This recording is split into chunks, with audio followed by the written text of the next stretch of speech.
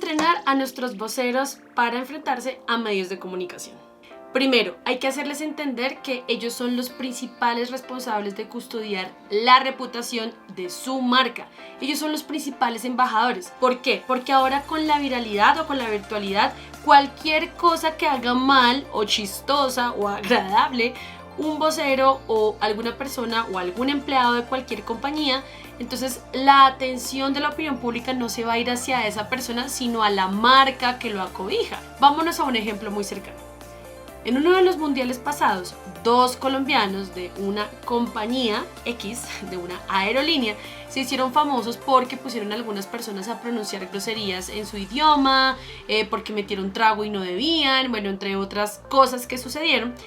Y resulta que la opinión pública no se volcó solamente hacia esas 2 personas. Es más, hoy en día casi nadie, yo creo que muy pocas personas recuerdan el nombre o los nombres de estas 2 personas, pero sí saben muy bien a qué compañía pertenecían, ¿sí? Entonces, toda la opinión pública se giró a qué acciones iba a tomar esta compañía, qué iba a decidir esta aerolínea, a pesar de que ellos estaban de vacaciones y esta empresa no tenía nada que ver. Pero este es un ejemplo para que seamos conscientes de la importancia que tiene cualquier empleado o colaborador de una compañía en representar la marca a la que pertenece. Mucho más es cuando ya hay voceros oficiales destinados y ya han sido cara ante los medios de comunicación. Entonces, esto es lo primero. Hay que hacerles entender a los voceros que son los principales responsables de custodiar la reputación de la marca a la que representan. Segundo, en el entrenamiento hay que llevar una parrilla de mensajes clave para que el vocero los pueda memorizar. Ojo, una cosa es memorizar los mensajes clave o lo que quiere comunicar, que es más relevante de la compañía, eso es una cosa, y otra cosa es que suene robotizado y que siempre tenga que decir lo mismo, porque eso no funciona así. Entonces, en los entrenamientos de vocero es importante llevar la parrilla de mensajes clave, como cuáles: la historia de la compañía, la facturación, hacia dónde van, y si por ejemplo hay algún tema específico que estén moviendo en ese momento en medios de comunicación, pues los mensajes clave de ese comunicado de prensa, porque es lo que nos interesa que el vocero posicione más ante los periodistas. Ahora, si hay una crisis, ahí es cuando más tienen que memorizar mensajes clave, porque deben tener muchísimo cuidado en lo que van a hablar, porque cualquier cosa que se comunique mal va a generar automáticamente una bola de nieve, y eso es lo que no queremos. Así que los mensajes clave son muy importantes, no solamente para escenarios normales del día a día de una entrevista con periodistas, sino también para los momentos de crisis de reputación de marca. Tercero, entender que siempre hay que dar cifras y datos del contexto en el país en el que estemos, ¿sí? Al periodista no le sirve si solamente nos centramos en hablar de nuestra marca, de nuestras cifras, y solo nuestra marca y nuestros programas y nuestras tecnologías. Al periodista lo que le interesa es que todo eso que nosotros queremos comunicar lo apalanquemos o lo amarremos con las cifras o el contexto de nuestro país. Por ejemplo, si yo soy una plataforma de soluciones tecnológicas para la educación virtual, yo no puedo centrarme solamente en hablar de qué hacemos como plataforma. Yo debo anclar eso con qué está pasando, por ejemplo, en términos del aprendizaje post-COVID. ¿Disminuyó? ¿Aumentó? ¿Qué impactos sociológicos ha tenido? ¿Cuáles son los retos de la educación de la región, del país, etcétera? Es muy importante que siempre juntemos cifras y contexto, ¿sí? Adicionalmente, en cuanto a cifras, esto por favor memorícenlo. Si usted es un vocero de su marca, memorice esto para siempre. Y es que usted siempre debe tener cifras a la mano. Entonces, en los entrenamientos de vocero es algo que debemos resaltar muchísimo, porque las cifras son como la base de la conversación con los periodistas. ¿Pero qué tipo de cifras? ¿Cuánto tenemos proyectado crecer? ¿Cuáles fueron nuestros resultados en el último año? Si podemos hablar de facturación, no necesariamente tiene que abrir pues todos sus números, pero pues trate de escoger por lo menos los porcentajes más estratégicos, entre otros, ¿sí? Por ejemplo, si usted está hablando de algún reto, volvamos al ejemplo en la educación. ¿Cuáles han sido los porcentajes de crecimiento de aprendizaje o los porcentajes de disminución de aprendizaje a nivel mundial? Entonces, esas cifras no necesariamente tienen que salir de nosotros, para eso hay organizaciones mundiales, para eso está el gobierno, entre otras fuentes oficiales que nos permiten tener esas cifras. Entonces el vocero tiene que saber que además de estar a la vanguardia de todo su contexto, de toda su industria y saber muy bien comunicar qué hace su empresa o cuál es ese know-how, también tiene que estar a la vanguardia de estas cifras y el comportamiento del mercado, porque ese es el reto que tienen como vocero, anclar o unir las dos cosas. Cuarto, hay que entrenar a los voceros en manejo de comunicación verbal y no verbal.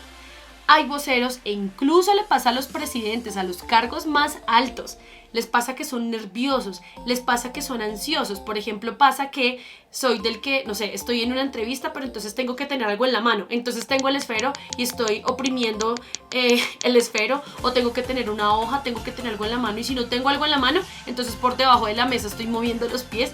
Todo ese tipo de cosas de comunicación no verbal influyen de manera negativa.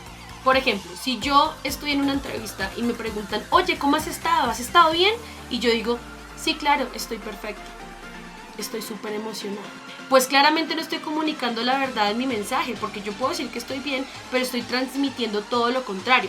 Eso mismo pasa. Entonces, en términos de comunicación verbal y no verbal, por favor, hay que entrenar en lo siguiente: tonalidad de la voz, respiración, postura corporal, mi aspecto físico, que los colores combinen, que haya una armonía de los colores, el manejo de las manos, la parte psíquica, no cruzar los brazos porque eso significa que estoy rechazando, no moverme porque significa que estoy siendo ansioso, no llevar mi mirada hacia otros lados porque entonces significa que estoy perdido, no hablar demasiado rápido ni demasiado corto porque entonces aburro al periodista o no me estoy proyectando de la manera correcta, sobre todo si es una entrevista audiovisual.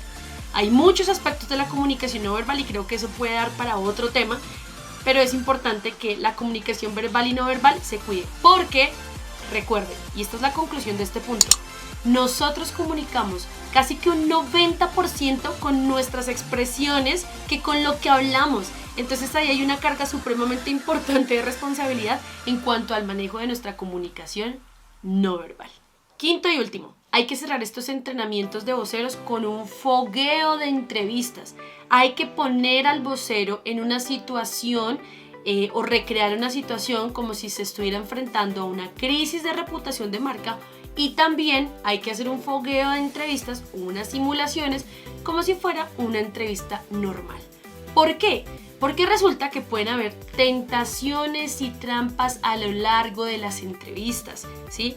Y el vocero tiene que recordar que siempre tiene que llevar todo lo que hable o todos sus mensajes clave hacia un punto relevante.